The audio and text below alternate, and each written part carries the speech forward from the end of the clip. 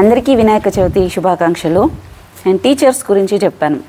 Teachers గురించి చెప్పినప్పుడు చాలా ఫన్నీగా వచ్చినాయి మెసేజెస్ కానీ కమెంట్స్ కానీ. కొన్ని చాలామంది నన్ను ట్రస్ట్ చేశారు, హ్యాపీగా ఉంది, మీరైనా అర్థం చేసుకున్నారన్నారు. ఇంకొంతమంది ఎట్లా అంటే ఈ వీడికి వస్తుంది, అదే అంత ఎక్స్ప్లెనేషన్ ఇచ్చినాక కూడా యూట్యూబ్ వీడియోస్లో నా పాస్ట్ డ్రామా కోసం అంటే కూడా ఈ వీడికి ఏమొస్తుంది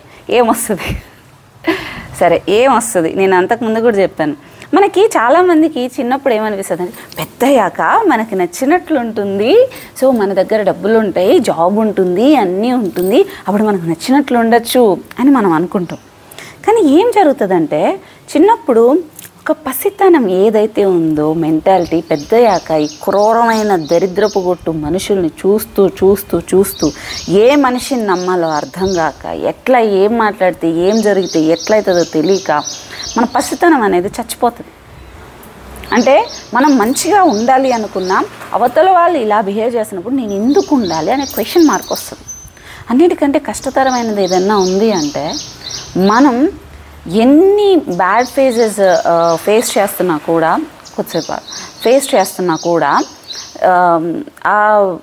ఏదైతే ఒక పసితనం ఉందో ఆ మనసు చంపుకోకుండా బతకగలగడం అనేది నాకు తెలిసినంత వరకు అతి కష్టమైన విషయం. అంటే నీ క్రూరత్వం చూస్తూ కూడా లేదు, నేను ఇలాగే ఉంటాను, వాళ్ళు ఉన్నారు, సరే టైం మారుతుంది, మనకు కూడా ఒక టైం వస్తుంది అని అనుకొని ఉండడం ఒక విషయం. కానీ ఇక్కడ నేనేం చేశానంటే, ఓకే నా చిన్నప్పుడు చాలా డ్రామా ఫేస్ చేసిన, హ్యాపీ లైఫ్ నాది, మళ్ళీ చెప్తున్నాను, నాది చాలా హ్యాపీ లైఫ్.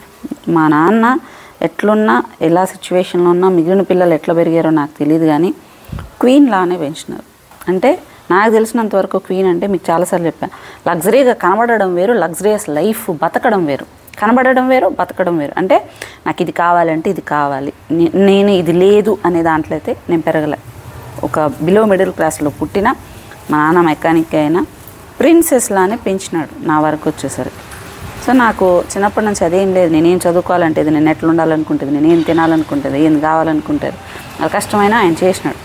సో నాకు బేసిక్గా కొన్ని కష్టాలు తెలియలేదు, కానీ డ్రామా అయితే ఉండిపోయింది, ఇలాగ జరిగింది అనేది కొన్ని ఉండిపోయింది. సో ఒక టైం వచ్చిన తర్వాత ఏం జరిగిందంటే చాలా వరకు మర్చిపోయినా. నేను నా లైఫ్లో ఏం జరిగినాయో మర్చిపోయినా. విపరీతంగా కంటిన్యూ దెబ్బలు పడడం వల్ల నా లైఫ్లో ఏం జరిగినాయి అనే విషయాలు, కాలేజ్వి సరిగ్గా గుర్తులేవు, అంటే ఒక మెడిసిన్ దగ్గర నుంచి సరిగ్గా గుర్తులేదు, మిగిలిన ఏదేది గుర్తులేదు. నాకు ఏదన్నా ఒక ప్లస్ పాయింట్ ఉందంటే నేను చదువు మాత్రం మర్చిపోను. నేను ఎందుకంటే 24 గంటలు ఆ రీసెర్చ్ వాటిలోనే ఉంటాను కాబట్టి అది మాత్రం మర్చిపోలేదని మిగిలిన నాకు గుర్తులేదు. కానీ నేను అనుకున్నా, చాలా కష్టపడి కొన్ని సాధించుకున్నా. నేను ఇప్పుడు ఏమైతే అనుకున్నానో నేను అన్నీ సాధించుకున్నా. దానికి నా పసితనం అనేది కావాలి, నాకు అది పోగొట్టుకోలేదు. నా చిన్నప్పుడు ఏవైతే పెద్ద అయితే నేను ఇలా చేస్తే బాగుంటుందని అనుకున్నానో అవన్నీ ఇప్పుడు నేను చెయ్యాలి అనుకున్నాను. ఇప్పుడు అవన్నీ నేను అవే చేసుకుంటూ వస్తున్నాను. ఆ ప్రాసెస్లోనే ఇంకొకటి ఏంటంటే,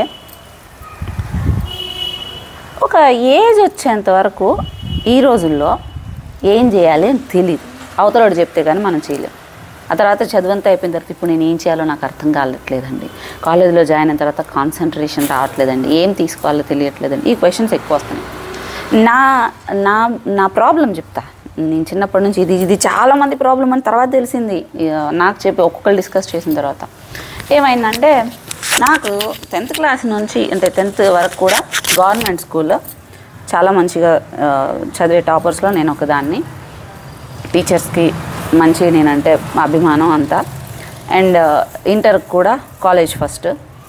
నేను ఏ రోజు కూడా గైడ్లు చదువుకొని షార్ట్ కట్స్ ఏం చదువుకునేది ఏం లేదు. నాకు 10th వరకు 9th వరకు మ్యాథ్స్ ఒకటి నేను వీక్. ఆ తర్వాత ఒకసారి వచ్చారు, సారు హోమ్ ట్యూషన్స్ పెట్టడము, మేము జాయిన్ అవ్వడం, నాకు ఏదైనా నాకు ఇంట్రెస్టింగ్గా అనిపిస్తే నేను దాంట్లో దూరిపోతాను. సో ఒకళ్ళు చెప్పకూడదు, నా అంతటి నాకు చదువుకోవాలనిపించాలి. సార్ ఇంట్రెస్ట్గా ఆయన నేర్పించడం మాకు, నేను మ్యాథ్స్లో మళ్ళీ మంచిగా మంచి స్కోర్ చేయడం అంత బాగా అయింది.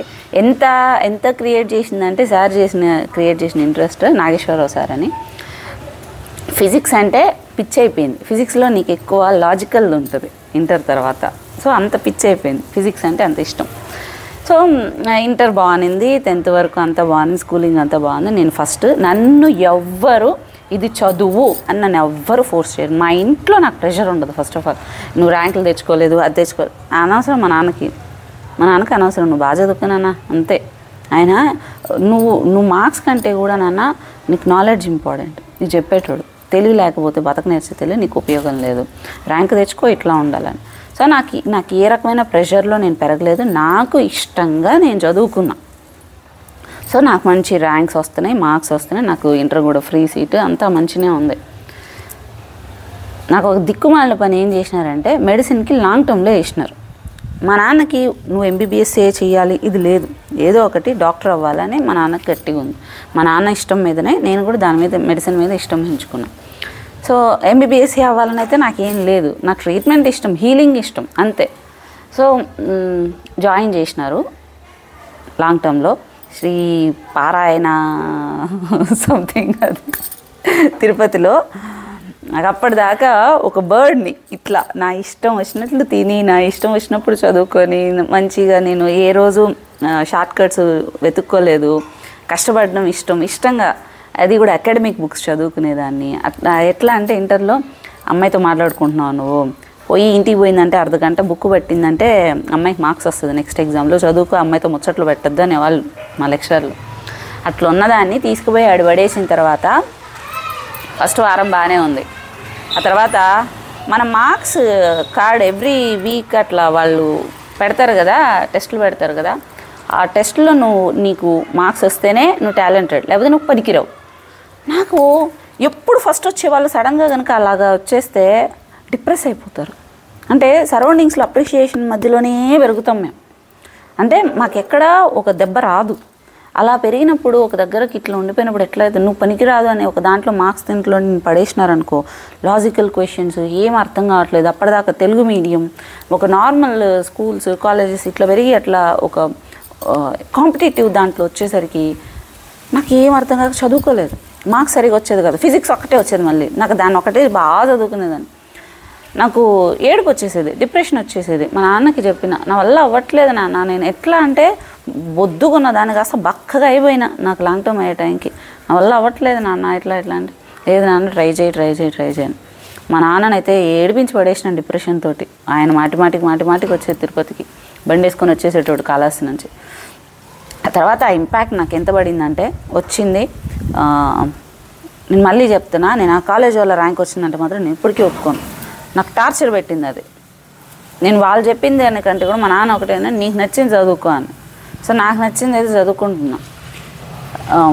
వాళ్ళు కంప్లైంట్ చేస్తారు కదా కాలేజ్ ఇంటికి, సరిగ్గా రావట్లేదు మార్క్స్ అని. మా నాన్న నేను ఏం పట్టించుకొని నువ్వు చదువుకో అని. నేను అది లైట్ తీసుకున్నాను. సార్ అక్కడ ప్రసాద్ సార్ అని ఒక ప్రిన్సిపల్ ఉండేది. సార్ కొంచెం సపోర్టివ్గా ఉండేది నాకు తిరుపతిలో, చాలామందికి తెలిసి ఉంటుంది చైతన్య వాటిలో. నాకు ప్రెషర్ ఎక్కువైపోయింది, వల్ల కాలే. ఆ తర్వాత నాకు నచ్చినట్లు నేను చదువుకున్న, ర్యాంక్ ఎంతో కొంత వచ్చింది. ఓపెన్ కేటగిరీలో ఆయుర్వేద వచ్చింది. ఫస్ట్ ఎంబీబీఎస్ రాలేదు. ఇది 1,30,000 50,000 ఎంతో అప్పట్లో ఏ గ్రేడ్ సీట్స్ వస్తాయని అమ్మేసి ఏదన్నా ఒకటి చదివిస్తా అన్న. నాకు ఇంట్రెస్ట్ లేదు నాన్న, నాకు అంత డబ్బులు పెట్టాలని ఫస్ట్ ఆఫ్ ఆల్ నాకు ఇంట్రెస్ట్ లేదు అని చెప్పిన. వెటర్నరీ వీటికంతా కూడా ట్రై చేసినారు, నాకేం పెద్ద అనిపించలే. అంటే నిజానికి చాలా కష్టతరం వెటర్నరీ అయితే. మనం ఊరికే అనుకుంటాము చేతులు పెట్టి తీసి, అన్నిటికంటే కూడా డబ్బుల కంటే కూడా సాటిస్ఫాక్షన్ ఉంటుంది అండ్ కష్టం అనేది ఎక్కువ ఉంటుంది. నెక్స్ట్ ఆగుసాయి. నెక్స్ట్ నేను ఆయుర్వేద తీసుకున్నా. ఆయుర్వేదాల్లో ఎట్లా అంటే ఓపెన్ కేటగిరీ సీట్ వచ్చింది, ఎస్వి ఆయుర్వేద కాలేజ్ వచ్చింది. ఎస్వి ఆయుర్వేద కాలేజ్ ఏంటి అంటే నీకు మంచి ర్యాంక్ రావాలి, ఇప్పుడైతే ఇంకా టాప్ ర్యాంక్స్ రావాలి నీకు ఇప్పుడు అందులో రావాలంటే, నేషనల్ కాలేజ్ అది. సో దానికి గవర్నమెంట్ కాలేజ్, కానీ నీకు మొత్తం ఫండింగ్ అంతా టీటీడీ నుంచి వస్తుంది. Government rules, TTD funding. So నీకు చదువుకోవడానికి కానీ అన్నిటికీ చాలా బాగుంటుంది. పేషెంట్స్ కమ్యూనికేషన్ ఎక్కువ ఉంటుంది. 1000 ఓపీ ఉండేది అప్పట్లోనే మాకు. సో నీకు డబ్బులకి ఏం కొదవా, టీటీడీ అన్నిటికీ ఇచ్చేటప్పుడు ఫ్రీ మెడిసిన్ అట్లా అంతా. పెద్ద కాలేజు, పెద్ద హాస్పిటల్, బాగుంది. జాయిన్ చేసినాము. అక్కడ ఎట్లా అంటే 50% ఎంబీబీఎస్ ఉంటుంది, అంటే మోడర్న్ బుక్స్ ఉంటుంది, 50% ఆయుర్వేద. నీకు 2 చదవాలి, నువ్వు 2 పాస్ అయితేనే బయటకు వస్తావు. ఇంగ్లీష్ మీడియము సడన్గా వచ్చేసి నాకు అప్పటికే నేను లో అయిపోయినాను కదా, నాకు చేత కాదు, నాకు పనికిరాను నేను అనే దాంట్లో వెళ్ళిపోయినా నేను. ఒకసారి ఆలోచించు, మంచి అప్రిషియేషన్లో తనంతట చదువుకుంటున్న ఒక ఆడపిల్ల తీసుకొచ్చి నువ్వు పనికిరాదు, నీకు మార్క్స్ తక్కువ, నీ మార్క్స్ తోటి నేను వ్యాలిడేషన్ ఇచ్చేసి నీకు టాలెంట్ లేదన్నట్లు కనుక చూస్తుంటే ఎట్లా వెళ్ళిపోతుంది టీనేజ్లో. నేను 2 నెలలు సరిగ్గా చదవలేదు మెడిసిన్ జాయిన్ అయిన తర్వాత. మాధురి అని చాలామందికి సజెస్ట్ చేస్తుంటాను, డాక్టర్ అని, పంచకర్మ స్పెషలిస్ట్ అని. ఆ అమ్మాయి వల్లనే నేను నిజంగా చెప్తున్నాను, నేను ఎంతో కొన్ని ఫస్ట్లో మార్క్స్ కొన్ని పాస్ అయినాను. నేను అంత ఇంట్రెస్ట్ రాలేదు నాకు.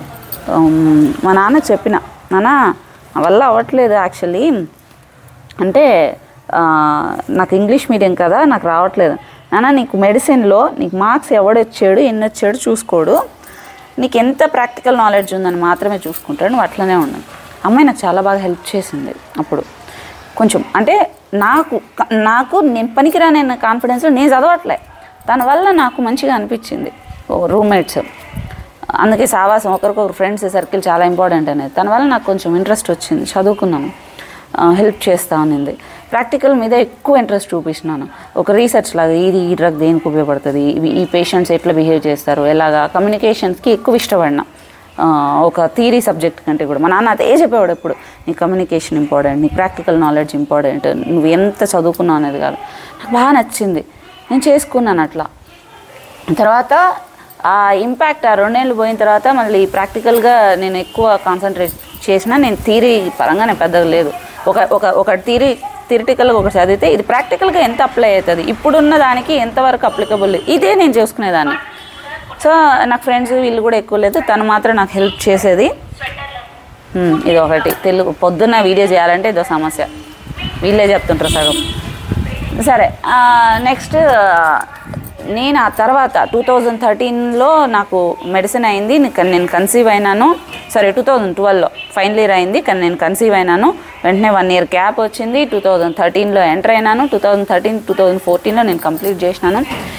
2014 నుంచి ఇప్పటిదాకా నేను రీసెర్చ్లోనే ఉన్నా. నేను బుక్స్ నాకు చాలా ఇష్టంగా చదువుతా ఇప్పటికీ. నా రూమ్ నిండా బుక్సే ఉంటాయి. ఏ కొత్త బుక్ కనిపించినా, ఏది కొత్తగా ఇది లైఫ్ స్టైల్ డిసీజెస్ మీద ఉంది లేదంటే సైకాలజీ మీద ఉందని నేను దాన్ని చదువుకుంటూ కూర్చొని, నాకు బాగా ఇష్టం. ఆడపిల్లల్ని ఏం చేసినారంటే అండి, ఒక మిషన్ లాగా నీకు ర్యాంకులు వస్తేనే వస్తుంది, నీకు ర్యాంకులు వస్తేనే వస్తుంది. ఇప్పుడు జాక్ సినిమా ఒకటి ఉంటుంది, డీజే తిల్ అతను జాక్ అని సినిమా చూసిన. నేను దాన్ని చూసినప్పుడు నాకు నేనే గుర్తొచ్చినాను. వాడన్నిట్లో పోతాడు, దాన్ని నేర్చుకోవాలంటాడు. ఒకరు వచ్చి నేను చెప్పిస్తా అనేసరికి దాన్ని వదిలేసి వచ్చేస్తాడు. అట్లే అలాంటి వాళ్ళు మేము కూడా కొంతమంది ఉంటాం. నేను గ్రూప్స్ అని చెప్పిన, ప్రిపేర్ అయినా, ఎగ్జామ్ రాయమంటే రాయని నేను నాలెడ్జ్ కోసం అనుకున్నా అని చెప్పిన. హాస్పిటల్ కట్టించినారు కోట్లు పెట్టి, నేను కూర్చొని నాకు నచ్చలేదు, లైఫ్ స్టైల్ డిసీజెసే ఉన్నాయి, దీనికి మెడిసిన్ పనికిరాదు, దానికి వాళ్ళు మారాల్సిందే, దానికి కంటిన్యూ గైడెన్స్ ఉండాలి, నేను ఓపీ చేయను చూడండి అని చెప్పి లేపేసిన. తిట్టకుండా తిట్టినారు ఇంట్లో. జస్ట్ నీకు ఆ ఫ్లోర్కి ఒక రెంటే 40,000 పైన వస్తుంది. నేను ఓపీ చూడకుండా వదిలేసిన. ఎట్లయినా ఇంట్లో కోపం వస్తుంది కదా, నువ్వు అంత చదువుకొని అంత నాలెడ్జ్ ఉండి ప్రాక్టికల్గా అంత సక్సెస్ఫుల్గా ఉండి వదిలేస్తే ఎట్లా వస్తుంది. ఎవరు నా ఫ్రెండ్స్ అయినా వాళ్ళైనా కూడా అందరూ సక్సెస్ఫుల్గా ఎర్నింగ్లో ఉన్నారు, అంతా ఉన్నారు. నన్ను దేకను కూడా దేకుంటారు నా క్లాస్మేట్స్ అయితే, ఏదో చేస్తుందిలే అనుకొని. నేను నమ్మకం ఆయుర్వేద మీద, రీసెర్చ్లోనే ఉన్నాను. ఇప్పుడు ప్రాక్టికల్గా ఎంత అప్లై అవుతుంది, బాడీ బిల్డింగ్ మీద, ఫిట్నెస్ సైడ్ వెళ్ళిపోవడం, 24 గంటలు తినడం, పడుకోవడం, చదువుకోవడం, ఇట్లా చేసుకోవడం, పేషెంట్స్ మీద ఫ్రీ సర్వీస్. ఆల్మోస్ట్ నేను 2015 నుంచి 9 ఇయర్స్ వరకు దగ్గర ఫ్రీ సర్వీస్. ఇప్పుడు కూడా సగం ఫ్రీ సర్వీసే కదా, ఇదంతా డబ్బులు అటే కదా పోతుంది, ఫ్రీ సర్వీసే కదా. సో ఇట్లే చేసుకుంటూ వస్తుంది. ఆ ప్రాక్టికల్ నాలెడ్జ్ అనేది నాకు చాలా హెల్ప్ఫుల్ అయింది. మా లాంటి వాళ్ళు ఉంటారు, మాకు చదువుకోవడం ఇష్టం, నాలెడ్జ్ ఇష్టం, కానీ నువ్వు రుద్దినావు అంటే మేము వదిలేస్తాం. చాలామంది పిల్లలు ఉన్నారు నాలాగా. సో నువ్వు వ్యాలిడేషన్, ఈ ర్యాంక్ ఎందుకు రాలేదు అంటే, వాడికి నాలెడ్జ్ ఉంటుంది, వాడికి స్కిల్స్ ఉంటుంది, దానికి ఏది ఇష్టం, ఏ వైపు వెళ్తానని చూడాలా. నన్ను తీసుకుపోయి ఓపీలో కూర్చోబెట్టి నువ్వు ఓపీ చూడాలి, పేషెంట్స్నే చూడాలి, నువ్వు ఈ టెస్ట్లో రాని నేను చేయలేను, నా వల్ల కాదు, నాకు సాటిస్ఫాక్షన్ లేదు, నాకు ప్యాషన్ లేదు. నాకు ప్యాషన్ ఏంటంటే ఒక పేషెంట్ ఒకరిని ఇప్పుడు ఇస్తే ఆ కాల్లోనే చెప్పేస్తాను, నీ సో అండ్ సో ఈ ప్రాబ్లం, ఈ మిస్టేక్ ఇది చేశారు, ఇది రెక్టిఫై చేసుకోండి, ఇది కరెక్ట్ అవుతుంది, నేను చెప్పగలను. నాకు ఐడియా ఉంది ఇప్పుడు. ఎందుకంటే వేల మందిని చేసిన వాళ్ళ మీద ఎక్స్పీరియన్స్ చేసిన ప్రాక్టికల్ ఎక్స్పీరియన్స్ ఇది. నన్ను తీసుకుపోయి ఒక దగ్గర కూర్చోబెట్టి నేను చేయలేను. ఇప్పుడు 18 గంటలు కాదు కదా, 20 గంటలు కూడా వర్క్ చేస్తాను. ఎందుకంటే ప్యాషన్, నాకు ప్యాషన్ ఉంటే చేస్తా. నా లాంటి పిల్లలు చాలామంది ఉన్నారు. చాలామంది ఏంది 80% పీపుల్ వాళ్ళే ఉన్నారు. టీచర్స్ అయి ఉండొచ్చు, లేదు అంటే ఈ పేరెంట్స్ అయి ఉండొచ్చు. నాకు ర్యాంక్ రావాలని చెప్పి పడుతున్నారు. ఎట్లా వస్తుంది, ఎలా అవుతుంది? కష్టమే కదా. వాళ్ళకి ఏంది, వాళ్ళకి అసలు ఏం కావాలి, దేంట్లో టాలెంటెడ్ ఉందో తెలియాలి కదా. సో నేను ఈ కాన్సెప్ట్ మీద నేను ఏదైతే నేను డ్రామా అనుభవించినానో ఇది అనుభవించకూడదు మిగిలిన వాళ్ళు అనుకున్నా. సో నేను ఇప్పుడు మళ్ళీ బ్యాక్కి వెళ్తున్నా. నా మెడిసిన్ టైంకి, నా ఇంటర్ టైంకి నేను వెళ్ళిపోతున్నా. ఇప్పుడు నా లాంటి పిల్లలు ఉన్నారు, వాళ్ళని నేను ట్రైన్ చేసుకోవాలి. వాళ్ళకి నేను చెప్పాలి, అరే ఇది ఫ్యూచర్ ఇట్లుంటుంది రా, ఇట్లా కాదు, నువ్వు ఇలా ఉండాలి, నువ్వు ఇలా ఆలోచిస్తున్నావు, మంచిగా ఆలోచిస్తున్నావు, నువ్వు ఇలా తిను, ఇంకాస్త నీ బెటర్మెంట్ బాగుంటుంది, నీ ర్యాంక్ గురించి ఆలోచించుకో, మంచిగా స్కిల్స్కి ఇంప్రూవ్ చేసుకో, మంచి చదువుకో, బతక నేర్చే తెలివి ఉండాలిరా, బుక్ తెలివి కాదు. ఇది చెప్పాలనుకున్నా. ఇప్పుడు నేను చేయబోయేది అదే. ఈ టీచర్స్ని ఎవరైతే ఉన్నారో నియర్లీ 16 మందిని వీళ్ళతోటి నేను ఒక మోడల్ స్కూల్ అనుకున్నాను. కానీ మోడల్ స్కూల్ పెట్టాలంటే ఇప్పుడున్న వేలో, ప్రాక్టికల్ వేలో అవ్వదు. నేను జాబ్ క్రియేషన్ మీద ఉన్నా అండ్ మెడికల్ సర్వీసెస్ మీద ఉన్నా, నేను ఒక స్కూల్ దాని మీద పోతే అవ్వదు. సో కానీ నేను ఒక పని చేయగలను. ఏంటి? ఆన్లైన్ నాకున్న ఫేమ్ని నా కోసం వాడకుండా మీకోసం నేను వాడగలుగుతాను. చాలామంది అప్రిషియేట్ చేయాల్సిన విషయం ఏంటంటే వాళ్ళకి ఉన్న దాన్ని, అంటే ఫాలోయింగ్ని, వాళ్ళు చదువుకున్న దానికి వాళ్ళ టాలెంట్ని చూపించి, స్కిల్కి వాళ్ళు చూపించి క్లయింట్స్ని కానీ వాళ్ళనంతా కూడా అట్రాక్ట్ చేయించుకొని ఎర్నింగ్ అనేది చేసుకుంటున్నారు. మీకు అది టాలెంట్ లేదు. ఇప్పుడు నేను సెలెక్ట్ చేసుకున్న వాళ్ళకి చాలా పూర్, అంత టాలెంట్ లేదు. సరే నేను చేస్తాను మీకోసం, మీ బ్రాండింగ్ అంతా నేను చేస్తాను, నేను ప్రమోట్ చేస్తాను, నేను స్టూడెంట్స్ని తీసుకొస్తాను. మీరు వీళ్ళకి ఏం చేయాలి? పిల్లలకి చక్కగా ఏం అంటే వీళ్ళు పే చేసేది స్టూడెంట్స్ పే చేసేది వచ్చేసి జస్ట్ వీళ్ళ ఎడ్యుకేషన్ వరకు మాత్రమే, అంటే హోమ్ ట్యూషన్ వరకు మాత్రమే. కానీ ఇందులో మనం ఏం చేస్తామంటే ఎవ్రీడే నేనే ఉండొచ్చు, స్పెషలిస్ట్లో ఉండొచ్చు, పేరెంటింగ్ టిప్స్ ఉంటాయి. ఏ ఫుడ్ పెట్టాలి, ఏ ఫుడ్ తినాలి, వీళ్ళు ఒకవేళ అథ్లెట్స్ ఉంటారు వీళ్ళు కొందరిలో, వీళ్ళలో ప్రోటీన్ ఎంత ఉండాలి, వాళ్ళ సైకాలజీ ఎట్లుంది, మోటివేషన్కి అయ్యుండొచ్చు, ఆర్ ఒక జ్ఞాపక శక్తికి, వీటికన్నిటికీ ఏం చేయాలి, ఇలాంటివి కూడా ఎవ్రీడే వీళ్ళకి టిప్స్ వస్తుంటాయి. వీళ్ళకి ఉన్నది టీచర్స్కి మేము తక్కువ, వీళ్ళకి వేరే జాబ్ ఉండదు, ఇది ఒక్క జాబే ఉంటుంది, ఆన్లైన్ జాబే ఉంటుంది. సో తక్కువ మంది పిల్లల్ని ఇస్తాం, 10 మంది పిల్లల్ని అట్లా ఇస్తాం. వీళ్ళు ఎవ్రీడే ఒక 1 అవర్ అట్లా ట్యూషన్ చెప్పుకుంటారు. ఆ తర్వాత ఈ టైం నుంచి ఈ టైం వరకు అని మీకు అలాట్ చేస్తాం. ఆ టైంలో స్టూడెంట్ ఏ డౌట్ ఉన్నా వీళ్ళకి మెసేజ్ చేయొచ్చు, వీళ్ళు మీకు కమ్యూనికేట్ చేస్తారు. టీచర్ స్టూడెంట్కి డౌట్ క్లియర్ చేయడం ఇట్లాంటివి చేస్తారు. సో వీళ్ళకి ఎడ్యుకేషన్తో పాటు ఇవి కూడా ఎవ్రీడే వాయిస్ నోట్స్ వెళ్ళడము, వాటర్ తాగుతున్నారా లేదా, పిల్లలు తింటున్నారా లేదా, ఇది కూడా టీచరు వాళ్ళని అడగాలి.